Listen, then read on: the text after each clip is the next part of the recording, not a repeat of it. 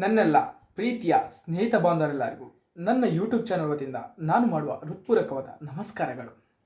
ಕಲಿಯುಗದಲ್ಲಿ ಕೋಪವನ್ನು ಹೇಗೆ ಹಿಡಿತದಲ್ಲಿಟ್ಟುಕೊಳ್ಳಬಹುದು ಹಾಗೂ ಶಾಸ್ತ್ರದಲ್ಲಿ ಕೋಪಕ್ಕೆ ಕಾರಣವಾದ ಮನೆಗಳು ಯಾವೆಲ್ಲ ಎಂಬ ವಿಚಾರವನ್ನು ಈ ವಿಡಿಯೋದಲ್ಲಿ ತಿಳಿಸಿಕೊಡಲು ನಿಮ್ಮ ಮುಂದೆ ಬಂದಿರುತ್ತೇನೆ. ಕಲಿಯುಗದಲ್ಲಿ ಕೋಪವೇ ಮನುಷ್ಯನ ಜೀವನದಲ್ಲಿ ದೊಡ್ಡ ದೋಷವಾಗಿದೆ. ಕೋಪ ಒಬ್ಬ ವ್ಯಕ್ತಿಯ ಜೀವನವನ್ನು ಹಾಳು ಮಾಡುತ್ತದೆ. ಅದೇ ಕೋಪ ಆ ವ್ಯಕ್ತಿಯನ್ನು ಕಾಯಿಲೆಗೆ ಬೀಳುವ ಹಾಗೆ ಮಾಡುತ್ತದೆ. ಅದೇ ಕೋಪ ಒಬ್ಬ ವ್ಯಕ್ತಿಯ ಪ್ರಾಣವನ್ನು ಸಹ ತೆಗೆಯಬಹುದು. ಒಂದು ಒಳ್ಳೆಯ ಕೋಪ ಸರಿಯಾದ ಸಂದರ್ಭದಲ್ಲಿ ಒಬ್ಬ ವ್ಯಕ್ತಿಯ ಪ್ರಾಣವನ್ನು ಸಹ ಉಳಿಸಬಹುದಾಗಿದೆ.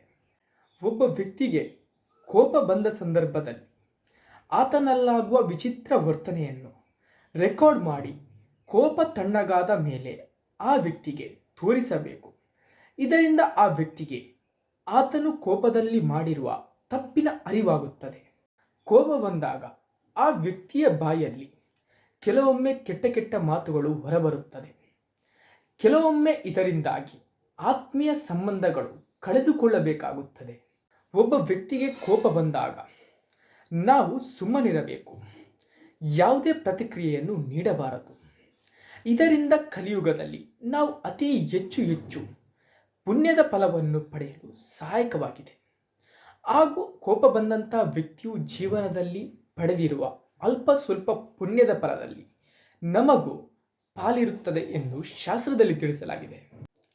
ಕೋಪವು ಯಾರನ್ನೂ ಹೇಳಿ ಕೇಳಿ ಬರುವುದಿಲ್ಲ.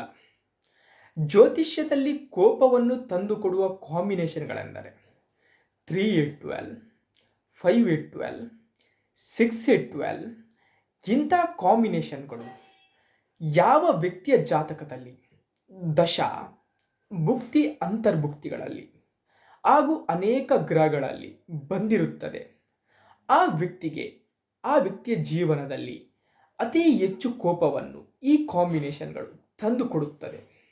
ಕೋಪವನ್ನು ತಂದುಕೊಡುವಂಥ ಕಾಂಬಿನೇಷನ್ಗಳಾದ 5-8-12, 6-8-12, 3-8-12, 7-8-12 ಕಾಂಬಿನೇಷನ್ಗಳು ಆ ವ್ಯಕ್ತಿಯ ಜೀವನದಲ್ಲಿ ಅತಿ ಹೆಚ್ಚು ಕೋಪಗಳನ್ನು ಸಮಸ್ಯೆಗಳನ್ನು ತಂದುಕೊಡುವುದಲ್ಲದೆ ಬೇರೊಬ್ಬ ವ್ಯಕ್ತಿಗಳಿಗೂ ಸಮಸ್ಯೆಗಳನ್ನು ತೊಂದರೆಗಳನ್ನು ಈ ವ್ಯಕ್ತಿಯು ನೀಡುವಂತನಾಗಿರುತ್ತಾನೆ. ಆದರೆ ವ್ಯಕ್ತಿಯ ಜಾತಕದಲ್ಲಿ ದಶಭುಕ್ತಿ ಅಂತರ್ಭುಕ್ತಿಗಳಲ್ಲಿ 1ನೇ ಮನೆ, 6ನೇ ಮನೆ, 5ನೇ ಮನೆ, 10ನೇ ಮನೆಗಳು ನಡೆಯುವಂಥ ಸಂದರ್ಭದಲ್ಲಿ ಆ ವ್ಯಕ್ತಿಗೆ ಬರೀ ಕೋಪವನ್ನು ಮಾತ್ರ ತಂದುಕೊಡುತ್ತದೆ ಹೊರತು ಬೇರೆಯವರಿಗೆ ಸಮಸ್ಯೆಗಳನ್ನು ನೀಡುವುದಿಲ್ಲ. 10ನೇ ಮನೆಯು ಒಬ್ಬ ವ್ಯಕ್ತಿಗೆ ಒಳ್ಳೆಯ ಕೋಪವನ್ನು ನೀಡುತ್ತದೆ. ಒಬ್ಬ ವ್ಯಕ್ತಿಯ ದಶಾಭುಕ್ತಿ ಅಂತರ್ಭುಕ್ತಿಗಳಲ್ಲಿ ಹಾಗೂ ಅನೇಕ ಗ್ರಹಗಳಲ್ಲಿ 10ನೇ ಮನೆಯು ಸೂಚ್ಯಂಕವಾಗಿದ್ದಾಗ ಆ ವ್ಯಕ್ತಿಯು ಯಾರಿಂದಲಾದರೂ ಅವಮಾನವನ್ನು ಜೀವನದಲ್ಲಿ ಎದುರಿಸಿದಾಗ ಅದನ್ನು ಚಾಲೆಂಜ್ ರೀತಿಯಲ್ಲಿ ಸ್ವೀಕರಿಸಿ ತುಂಬ ಚೆನ್ನಾಗಿ ಹೆಸರು ಕೀರ್ತಿ ಪ್ರತಿಷ್ಠೆಗಳನ್ನು ಪಡೆಯುವುದಲ್ಲದೆ ಜೀವನದಲ್ಲಿ ಒಳ್ಳೆಯ ಉನ್ನತ ಹಂತಕ್ಕೆ ಹೋಗುತ್ತಾನೆ ಎಂದು ಶಾಸ್ತ್ರದಲ್ಲಿ ತಿಳಿಸಲಾಗಿದೆ. ಯಾವ ವ್ಯಕ್ತಿಯು ಕಲಿಯುಗದಲ್ಲಿ ಕೋಪವನ್ನು ಹತೋಟಿಯಲ್ಲಿಟ್ಟುಕೊಳ್ಳುತ್ತಾನೋ ಆ ವ್ಯಕ್ತಿಯು ತನ್ನ ಜೀವನದಲ್ಲಿ ಒಳ್ಳೆಯ ವ್ಯಕ್ತಿತ್ವವನ್ನು ರೂಪಿಸಿಕೊಳ್ಳುವುದಲ್ಲದೆ ಹಲವಾರು ಜನರಿಗೆ ಮಾರ್ಗದರ್ಶನ ನೀಡುವವನಾಗಿ ಬೆಳೆಯುತ್ತಾನೆ.